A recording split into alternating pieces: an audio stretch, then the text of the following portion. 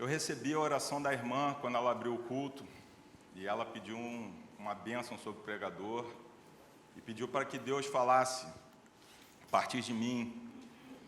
E eu sei que eu não sou nada e que apenas o Espírito pode ser movido nesse meio se Deus falar e se você estiver aberto para receber. E eu oro aqui a Deus e peço ao meu Pai que abra os corações nessa manhã, para que a gente receba o que Ele tem falado aos nossos corações de forma profunda e clara, e que isso faça morada na nossa vida, que isso nos transforme, porque é disso que vivemos, transformação dia após dia. Amém? E que todos nós, ao final desse dia, possamos estar mais vivos.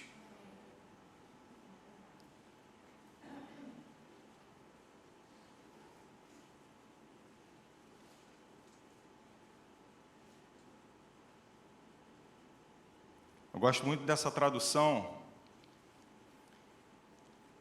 e ela diz assim: sem duvidar, mantenhamos inabalável a confissão da nossa esperança, porquanto quem fez a promessa é fiel. Vou compartilhar com os irmãos antes um episódio que eu vivi essa semana. Eu vou pedir para deixar o texto aberto. Essa semana eu fui diagnosticado com pressão alta. E eu fui ao médico, e o médico me faz uma pergunta: você é ansioso? Falei, acho que não. Mas você está ansioso? E aquilo ressoou como uma segunda chance de eu responder a verdade, né? E eu, naquele momento, eu pensei mais uma vez, eu falei, eu acho que sim, talvez. Por que eu sou ansioso? Eu acho que eu comecei a refletir em Deus, e Deus me deu esse versículo. E eu começo a pensar que todos nós somos ou estamos ansiosos por alguma coisa, verdade? Amém. Eu gosto assim, quando a gente está junto. E eu acho que o texto é pequeno, mas ele é tão profundo, e ele fala tantas coisas. E é um exercício a gente pegar um texto tão pequeno e começar a ouvir o Espírito de Deus falando aos nossos corações, que Ele vai falar tantas coisas a partir disso. Olha só, eu separei, sublinhei aqui 3 coisas. Sem duvidar. A nossa vida de crente, essa nossa trajetória, será que a gente tem vivido assim, sem duvidar? Ou em determinados momentos a gente acredita, daqui a pouco a gente já não acredita mais, e a gente começa a duvidar, e o nosso coração não é tão forte. E aí depois ele fala assim, ó, manter inabalável a confissão da esperança. Qual é essa confissão? Em que a gente acredita? Em que a gente espera? E isso tem mudado nas nossas vidas, infelizmente. Uma hora a gente espera que é uma coisa, outra hora a gente espera que é outra. E, por fim, ele fala, quem fez a promessa é fiel. E a promessa aqui, não sei se vocês podem perceber, por isso que eu gosto dessa tradução, ela está com letra maiúscula. É a promessa. E eu comecei a meditar mais ainda, e eu tenho visto assim, eu pergunto a Deus sobre as coisas, eu não estou satisfeito com nada, e a gente está vivendo um momento no país que existe uma polarização, e a gente fica ansioso mesmo para ver esse país mudado, a gente fica ansioso para ver essas mazelas sumindo do nosso meio, da nossa sociedade. E às vezes eu volto a minha vista também para a igreja, e eu começo a olhar para a igreja, eu falo, será, Senhor, que é isso exatamente que o Senhor quer? E a gente começa a pensar se é isso realmente que Deus está fazendo hoje, porque pode ter sido o modelo de igreja e a forma de igreja que Deus pensou para uma determinada época, mas hoje é isso que ele quer, e aí começa a ansiedade.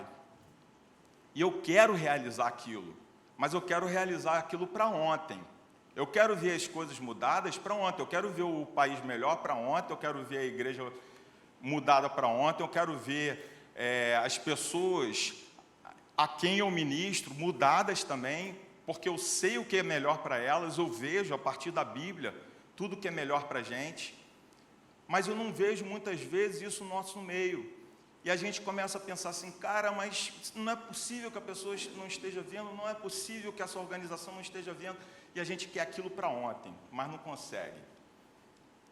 E Deus começou a colocar no meu coração a seguinte mensagem: aos poucos eu vou fazer, mas você não precisa ficar preocupado, descansa, porque quem faz não é você, sou eu. E eu vou fazer conforme o meu tempo e conforme a minha verdade. E aquilo que você pensou que de repente iria acontecer ano passado e ainda não aconteceu, descansa. Porque eu vou fazer isso no tempo certo. Então, muitas vezes eu vejo um processo, e a gente tem vivido isso como exemplo, usando o país, né? A gente sabe que a educação é um dos fundamentos principais para a mudança da nossa sociedade. E a gente começa a pensar, poxa, mas esse líder não faz, aquele líder não faz, mas é uma mudança estrutural que, se começarem a fazer hoje, pelo que eu conheço de administração pública, isso só vai acontecer daqui a 20, 30 anos. Porque tem que mudar não a partir de cima, mas tem que mudar embaixo, a nossa cultura também.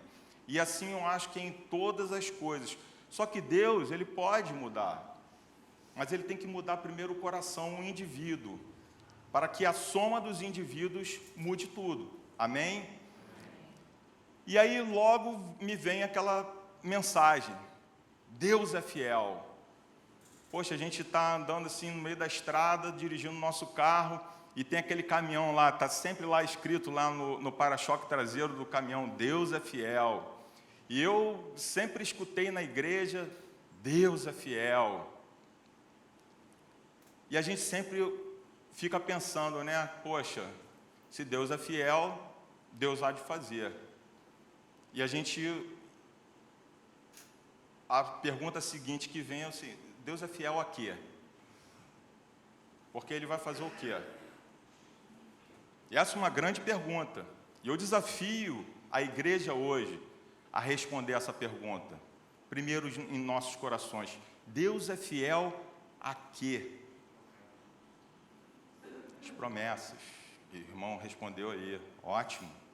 Melhor assim. Eu gosto. Cara, eu me sinto mais vivo. Muito legal. Que a gente está junto. Amém? Amém? E Deus, antes da existência, Ele já era. Vocês já pararam para fazer esse exercício? Tentar imaginar Deus antes do mundo? Porque o mundo não existia e Deus já era. E a Bíblia, quando começa a ensinar sobre os atributos de Deus, ele fala que, poxa, esse Deus é um Deus perfeito, é um Deus todo-poderoso, é um Deus imutável. Em todo momento da história, você vai ver que Ele não mudou. Ele era o mesmo ontem, o mesmo hoje e o mesmo vai ser eternamente. Amém? Esse é o nosso Deus. E o mais básico de tudo é você começar a pensar nos atributos de Deus e começar a concluir, logicamente, que Ele precisa ser fiel a si mesmo. Porque Ele está acima de todas as coisas. E essa é a primeira resposta. Deus é fiel a si mesmo. Amém?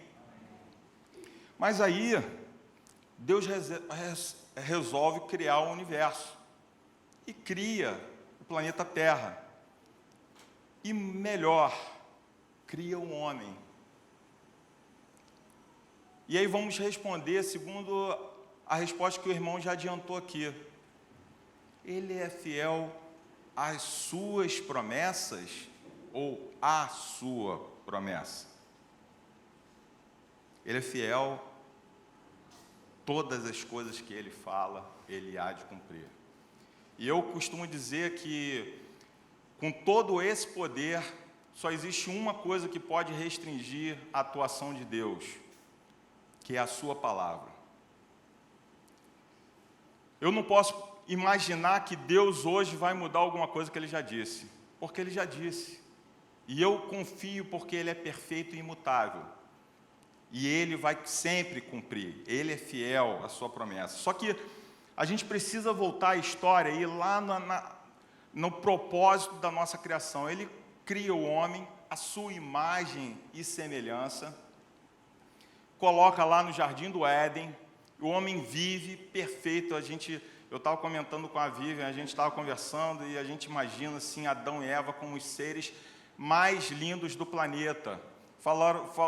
Primeiro a gente falou num tom de brincadeira, mas eles eram os seres mais lindos do planeta, iluminados. E Deus criou o homem a partir do barro, e criou o seu corpo, e deu a ele um espírito pelo sopro da vida, e chamou ele alma vivente. Então, nós somos corpo, alma e espírito. Mas naquele momento, Deus dá um espírito para o homem, e o espírito era vivo. Vamos tentar falar sobre isso, porque eu não sei em que momento, lá ainda no Jardim do Éden, houve uma interrupção.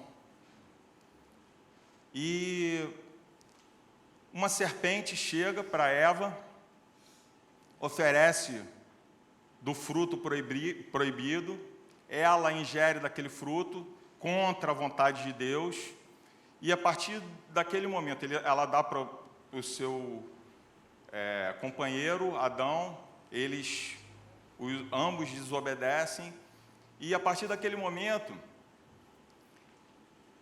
houve uma coisa que de repente a gente pode não estar assim prestando tanta atenção.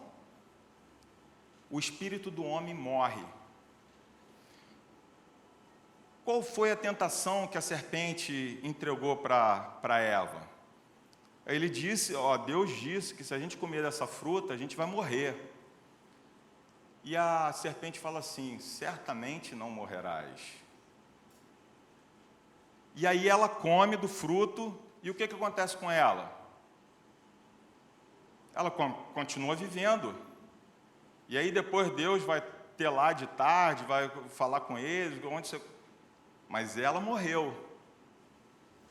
E aí que está, ela morreu, ele morreu, e nós nascemos mortos. Apesar de nascer com um corpo vivo, de continuar tendo uma alma, nós temos um espírito morto. E assim como Jesus disse para Nicodemos, você precisa nascer de novo. E a partir de uma promessa, isso foi possível. A partir de uma promessa. Por isso, a promessa com P maiúsculo.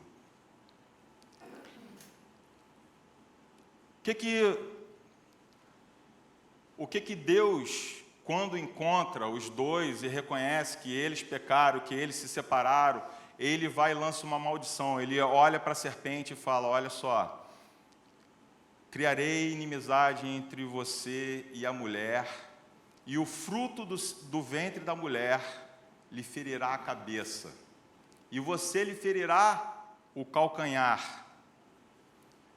O que Deus está fazendo ali? Deus já deu a promessa. A partir do momento que nós caímos, desde o início, ainda no Jardim do Éden, Deus nos deu uma promessa de salvação e de vida espiritual. E eu creio que Adão creu naquela promessa, e por isso ele não morreu.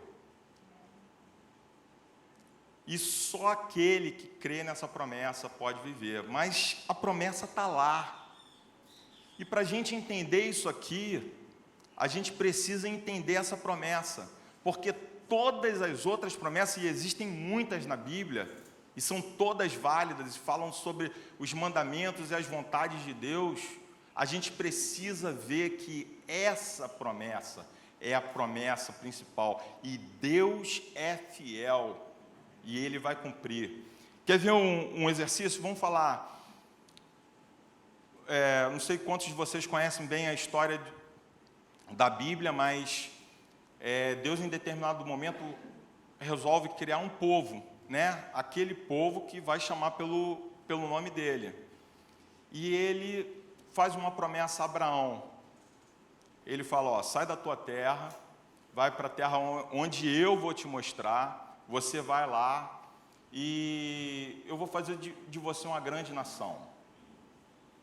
A sua descendência vai ser infinita, praticamente. E eu vou te dar mais, eu vou te dar uma terra.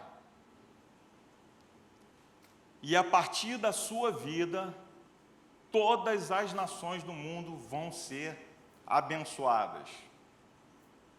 Eu vou te dar um povo, uma descendência, uma terra e uma bênção, que vai abençoar todo mundo. Se você parar para pensar nessa história, Deus está cumprindo o que ali? Se Ele cumpre essa promessa que Ele faz a Abraão, Ele está cumprindo a promessa que Ele fez no Éden. Porque todas as coisas vão caminhando para que Ele cumpra a promessa, com P maiúsculo, a promessa que foi prometida desde que o homem caiu. E a ideia de Deus sempre foi a restauração das nossas vidas, o reavivamento do nosso espírito. Amém? E aí depois, um outro exemplo, ele faz uma nova promessa a Davi. Davi é um grande adorador, um homem segundo o coração de Deus, e ele fala: olha, o seu trono será eterno, sempre deixarei um da tua descendência sobre o meu trono. Poxa, ele gostava muito de Davi. Caramba, Davi fez por onde? Porque ele trabalhou e ele conseguiu isso, o coração de Deus, e ele conquistou isso. O que Deus está fazendo com essa promessa? Vamos voltar no Éden? Quem é o rei que vai governar sobre todas as nações? Que a gente espera que ele já veio um dia e voltará, agora como grande governador. Ele é descendente de quem? Deus está cumprindo a promessa. Que promessa que Ele está cumprindo na vida de Davi? Todas as promessas que Ele faz têm a ver com essa promessa. E não diz respeito a mim e a você. Em Hebreus 11, a gente vai ter um hall ali a gente chama dos heróis da fé, né? E ele vai definir o que é fé, e ele depois vem falando sobre vários personagens. Ele fala sobre os patriarcas, ele fala sobre profetas, pessoas que foram perseguidas, e ele fala: mas essas pessoas perseveraram pela fé. E aí tem um versículo que me chamou muita atenção: mas nenhum deles viu o cumprimento da promessa em vida. Ou seja, eles morreram sem ver o cumprimento da promessa. Mas isso é viver pela fé. Amém? Mas eles não perderam a visão da promessa. E aí me leva a concluir que Deus ser fiel a mim e a você é algo relativo. Eu andei lendo as promessas e eu ia de trás para frente, de frente para trás, e, eu não concluía nada diferente de que as promessas de Deus, elas são concessivas. Porque Ele não pode fugir da verdade dEle para entregar alguma coisa para a gente. Ah, mas eu quero muito isso, o Senhor me ama, mas eu não posso fazer diferente. Porque eu não posso ser infiel àquilo que eu prometi para te dar alguma coisa que é diferente desse caminho. Vocês compreendem isso? É claro isso, não é? E que talvez muitas vezes a gente tenha buscado paz em coisas que não estão no caminho de Deus e que por isso talvez a gente não recebe. Ou se recebe, eu costumo dizer, a gente recebe da pessoa errada. Porque Ele dá também. O inimigo nos dá coisas para nossa destruição.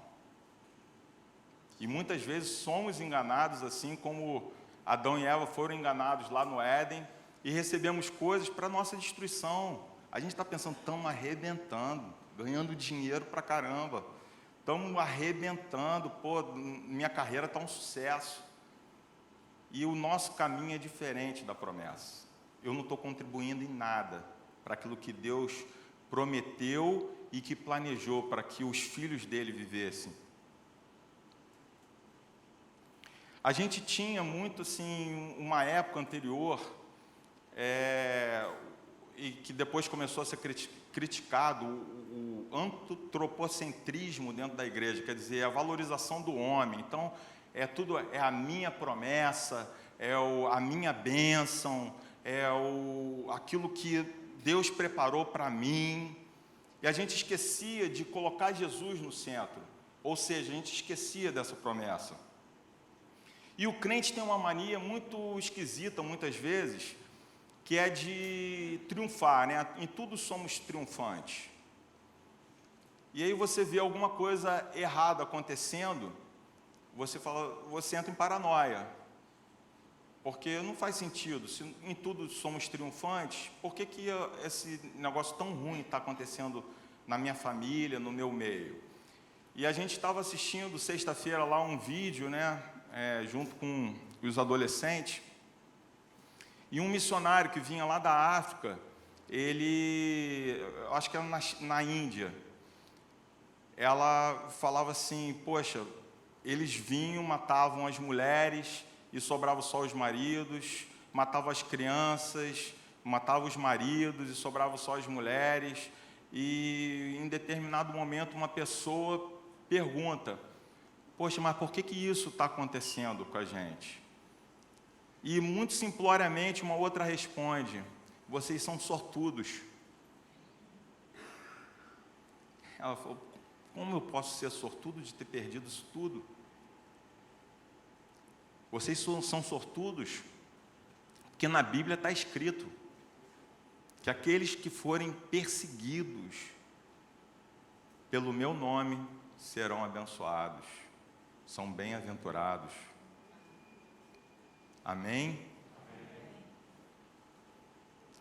E a gente escutava muito assim, tinha hinos, músicas, né, que falavam assim, mas que não deixam de ser verdade, tá? Porque a nossa vida também é uma vida de bênçãos, mas é uma vida de bênçãos segundo o caminho que a gente está trilhando. Olha para frente, olha para onde que a gente está indo, e é essa pergunta que eu tenho feito sempre para Deus. O que o Senhor está fazendo hoje? O que o Senhor quer da minha vida? O que o Senhor quer que eu faça para que eu não esteja contribuindo com o outro lado, mas que esteja contribuindo para o cumprimento da tua promessa? Só que nessa questão da gente pensar em quem somos nós e a nossa relação com Deus, o que Ele está fazendo e o que Deus quer da gente, natural que a gente comece uma amizade ali com Deus. Nós somos seres humanos diferentes de todos os outros. Seres humanos diferentes de todos os outros seres viventes. Por exemplo, eu não posso me comparar a um peixe. O peixe está lá nadando, ele tem a vida, mas ele nada para lá, vive conforme as necessidades dele, conforme os instintos dele. Se a gente for evoluir um pouquinho mais, vamos pegar um cão, né? Muitos de nós temos cães que praticamente conversam, né? Eles falam. Poxa, a gente fala uma coisa, o cachorro responde, au, au, e, não é verdade? E eu até ouvi uma pessoa dizendo o seguinte: poxa, vamos nos encontrar no céu naquele dia. E eu, infelizmente, talvez eu desanime vocês, porque os animais, eles não têm espírito. Eles não receberam o sopro da vida. E dificilmente a gente vai se encontrar com os animais no paraíso. Mas é interessante a gente observar um cachorro, como que ele age por instinto. Ele pensa, ele tem uma certa capacidade de pensar, o corpo dele tem as necessidades alimentares e sei lá mais o que, mas ele age por instinto, segundo as necessidades. O cachorro é teu melhor amigo, vai tirar a comida dele na hora que ele está com muita fome, para ver se ele não vai te dar uma mordidinha. Aí vai falar assim: poxa, ele não gosta de você? Não, ele gosta de você. Aí eu acho que até isso, né, cara, o cachorro obedece tanto a gente, até quando a gente está tão errado, né? Eu acho que eu já vi tantos donos de cachorro fazerem atrocidades com o bicho, de bater, espancar o bicho, achando que vai impor respeito, e causa traumas no cachorro, enfim.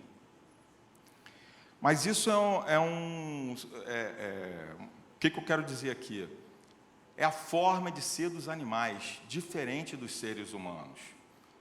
Mas muitas vezes a gente tem agido como animais. E a gente tem vivido segundo os nossos instintos, não segundo aquilo que Deus preparou para nós. O que Deus preparou para nós? Deus preparou uma vida plena. E essa vida plena, ela só pode ser governada pelo Espírito. Por isso que, enquanto mortos, nós não temos condição de ter essa vida plena. E a gente tem mania aqui de falar sempre, né, a paz do Senhor, Shalom, e o pastor tem explicado assim várias vezes que Shalom é mais do que paz, é prosperidade, cara, é incompreensível, é muito mais do que pedimos ou pensamos. Mas às vezes eu olho para os cristãos e às vezes até na nossa vida, porque hoje eu falo assim: eu estou vivo, mas tem momentos que a gente está tão caído, está passando por tantas dificuldades, e a gente fala: será que é isso que é Shalom? E eu já posso responder para você: não. Porque há momentos em que a gente não deixa que o nosso espírito governe a nossa vida. E a gente começa a deixar, sabe quem governar a nossa vida? O nosso corpo e a nossa alma.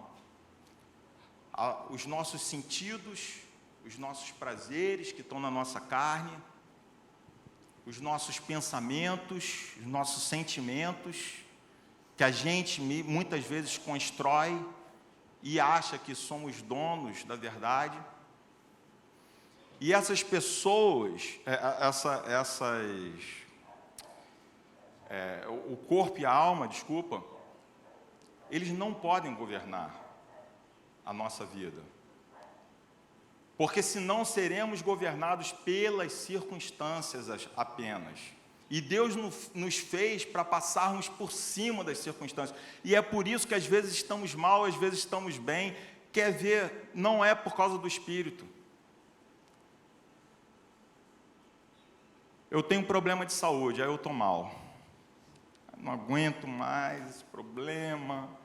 Ai, a minha vida já era. Ninguém dá atenção para mim. Eu estou com um problema de relacionamento. Cara, aquela pessoa não para de me perseguir. Meu Deus, não tenho paz, não quero viver perto dela. Se ela chegar, eu saio. E muitas vezes eu sei que a gente, cara, se anula completamente, porque a gente passa anos da nossa vida vivendo em prol disso. Por isso que a Bíblia fala para a gente liberar perdão, porque se você não libera perdão, você fica aprisionado às mazelas de uma circunstância. O sexo, muitas vezes a gente está atrelado ao sexo porque a gente quer alimentar o nosso corpo, quer alimentar nossas ansiedades, o que o mundo está falando para a gente, isso é bom, isso é bom, isso é bom, e a gente vai acabando com a nossa vida, traumatizando em relacionamentos falidos, através do sexo, preso através do sexo, preso através da pornografia. E a gente está vivendo governado pelo corpo e pela alma. Dinheiro, poder, status. Cara, muitas vezes eu vejo pessoas, cara, não precisam de dinheiro. Elas precisam apenas acreditar que é Deus que governa e que supre as necessidades. Assim como está escrito lá em Mateus 6. Não andeis ansiosos por coisa alguma. Se eu alimento as aves do céu, se eu visto os lírios do campo, amando vocês, como vou fazer? Muito mais. Por que andamos ansiosos por causa dessas coisas todas, vivendo segundo as circunstâncias? Vai dar, não vai dar, eu não tenho dinheiro, e muitas vezes o pouco dinheiro depende do parâmetro, né? Porque se eu olhar para aqueles riquíssimos que eu estou acostumado a ver no Instagram, né? Eu estou mal. Mas se eu olhar para os pobres, que é o que Deus manda a gente fazer, eu estou bem, e eu estou em débito, porque eu estou ajudando pouco.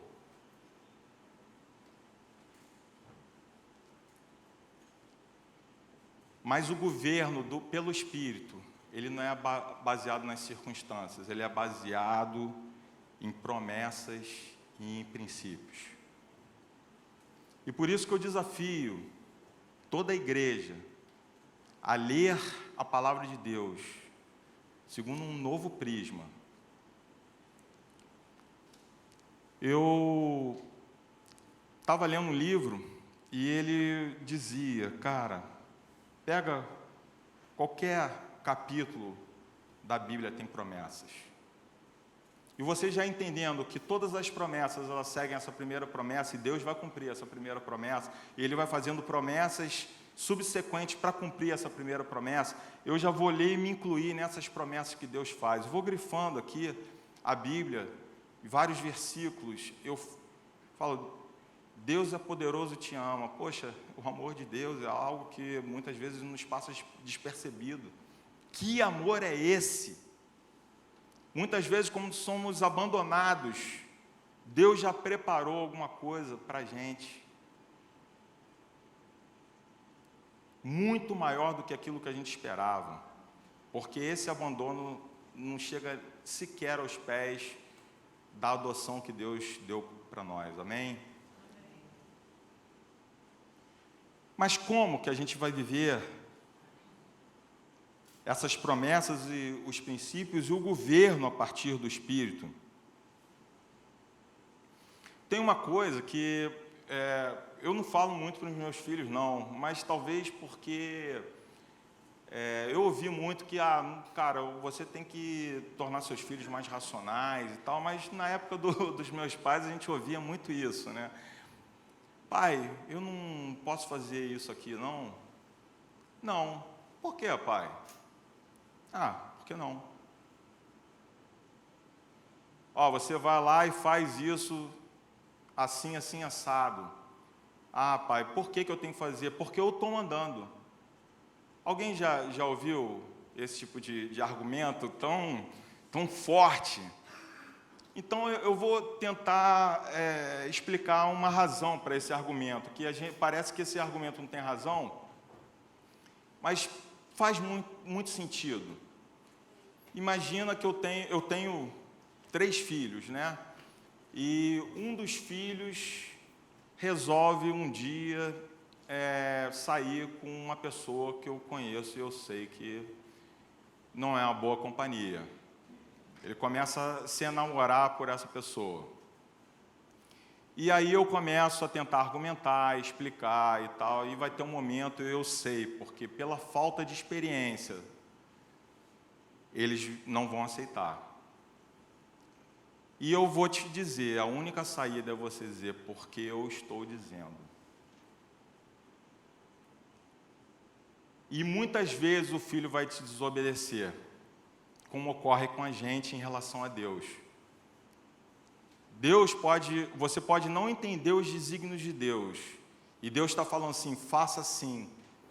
Mas por que, Deus? Eu não estou entendendo tal, e, poxa, se eu não entender, eu não vou achar justo, e aí, de repente, eu vou desobedecer. Mas existe um ingrediente que pode mudar isso tudo, em relação aos seus filhos e em relação principalmente a Deus. Chama-se confiança.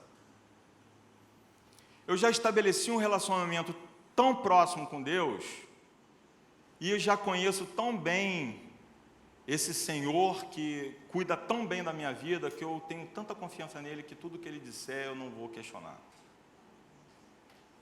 Eu vou simplesmente fazer.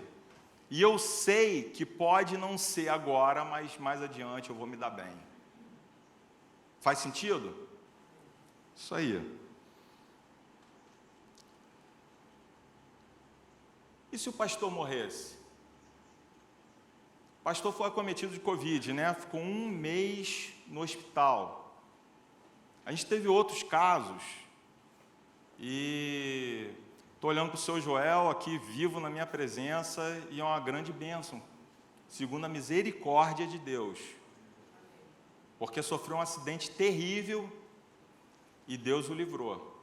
Colocou um anjo lá para segurar o negócio, porque senão a morte estava aí. Olho também para o nosso irmão Rendel e vejo o Gabriel, que passou 1 mês lá no hospital e teve parada cardíaca, um negócio terrível. E se o irmão Joel tivesse morrido? E se o pastor tivesse morrido? E se o Gabriel tivesse morrido? Pela misericórdia de Deus, graças a Ele, unicamente, isso não aconteceu. Mas e se, que podia ter acontecido? Deus não seria fiel?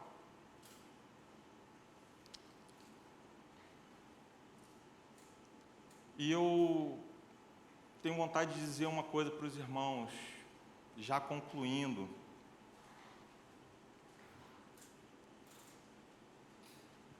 Nós não podemos viver como os animais, segundo os nossos instintos, deixando que o nosso corpo e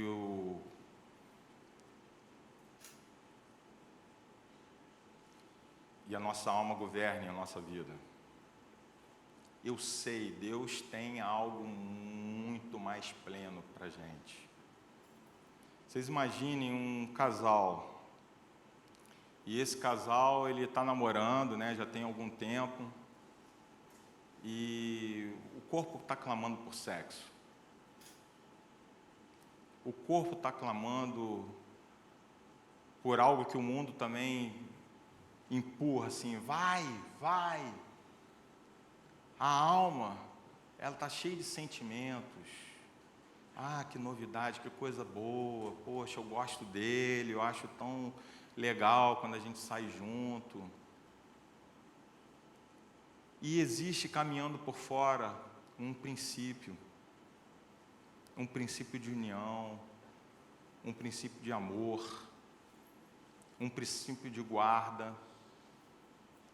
E a gente tem que tomar cuidado para que esses princípios não sejam burlados em prol de algo que a gente quer atender imediatamente, segundo as nossas ansiedades. São tantos os exemplos, momentos que a gente está bem, momentos que a gente está mal.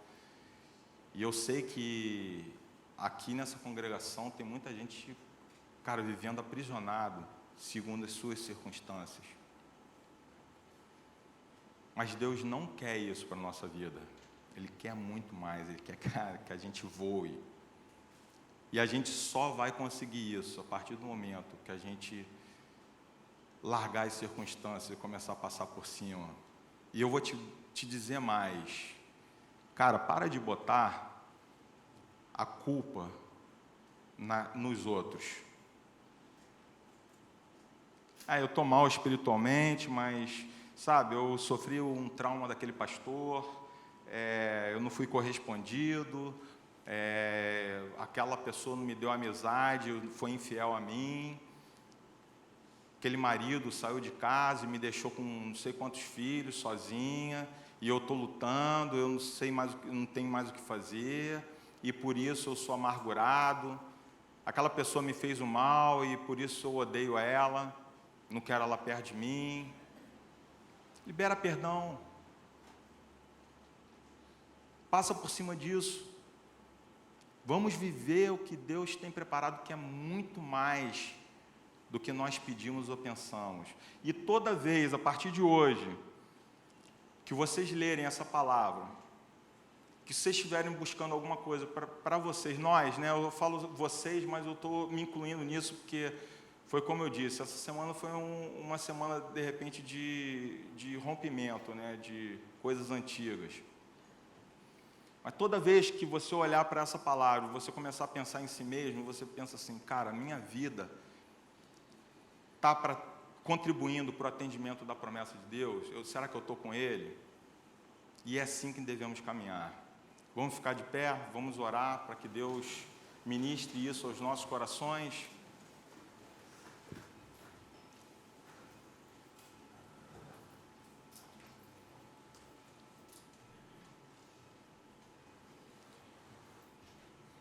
Pai, nós estamos aqui, Senhor, declarando que te amamos, Senhor.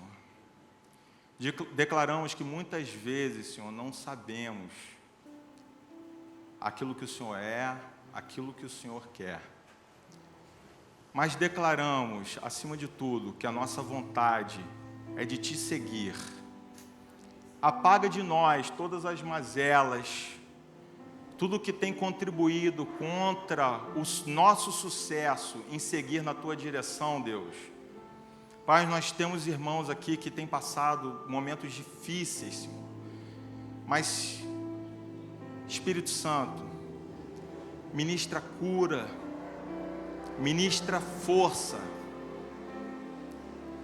mas que possamos passar a partir da Tua força em nossas vidas, por cima de todas essas coisas, que são apenas circunstâncias em nossas vidas, Pai. Pai, reaviva o nosso espírito, Deus. Faz com que a nossa vida seja uma vida de verdade. Que nós não vivamos mais de migalhas, não queremos viver de esmolas, Deus. Mas queremos viver, Senhor, segundo a plenitude da Tua riqueza, Deus. Embora em alguns momentos sem saúde, sermos plenos. Embora em alguns momentos sem dinheiro, sermos plenos. Senhor, ministra sabedoria em abundância no nosso meio, Deus. E fé, segundo esses homens que não viram a promessa ser cumprida na sua vida, segundo tudo que o Senhor entregou para eles.